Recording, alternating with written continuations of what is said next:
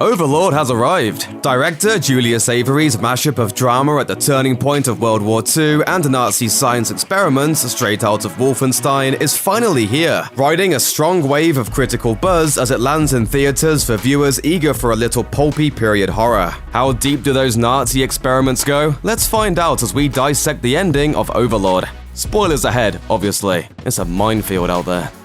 Before our reluctant heroes from the US Army even get a whiff of what's going on in the lab beneath the village's church, they enter the home of Chloe, who lives with what she describes as a very sick aunt. We figure out what's up pretty quickly, and Chloe confirms that the illness is actually the result of experimentation done by the Nazis at the church. Then the action picks up, and the aunt's illness is barely mentioned again. While our heroes are busy blowing up the lab though, it's hard not to wonder, how many people did the Nazis experiment on only to release back to their homes at some point? How many of them are there, and how far back does that trail stretch? Even if the lab itself is gone, the victims aren't, and it seems likely that someone from the Allied forces will find them.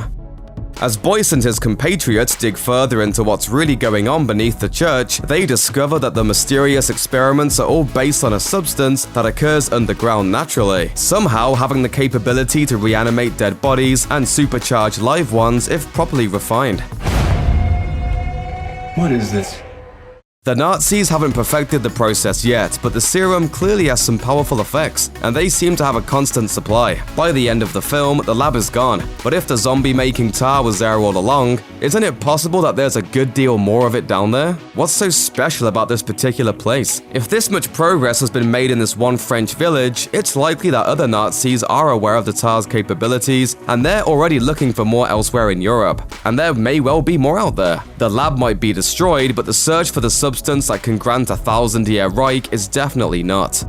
It's clear from what little we know of the Nazis' actual scientific process that there's been a lot of trial and error involved in the serum they're developing, and we don't actually know how they realized they could use the tar beneath the church for that purpose in the first place. Overlord is a film that plays on reports of secret Nazi programs geared towards all sorts of occult things, so the film can get away with a lot. This atmosphere, plus the strange dead animal the soldiers discover in the woods, hints that there were definitely experiments of a different kind in this village before the serum was developed. Was the doctor up to some kind of gene splicing? Was he trying to create hybrid war dogs of some kind? We don't know, but the Nazis' sloppy operation implies that there's more to be found out there than just human zombies. Overlord takes as many genre liberties as it wants, but it also follows certain war movie structural conventions. And perhaps nowhere is that more evident than in the story of Chloe and her little brother Paul, who bond with the soldiers after they hole up in their house. A romantic connection between Boyce and Chloe is heavily implied. What happens now? Do the soldiers just move on and leave these two to rebuild their lives? They might be separated temporarily, but the bonding experience of the mission and Boyce's sensitive soul makes them being apart permanently seem unlikely. He might march on to Berlin, sure, but we feel like he'll be back eventually to get to know the French girl a little better.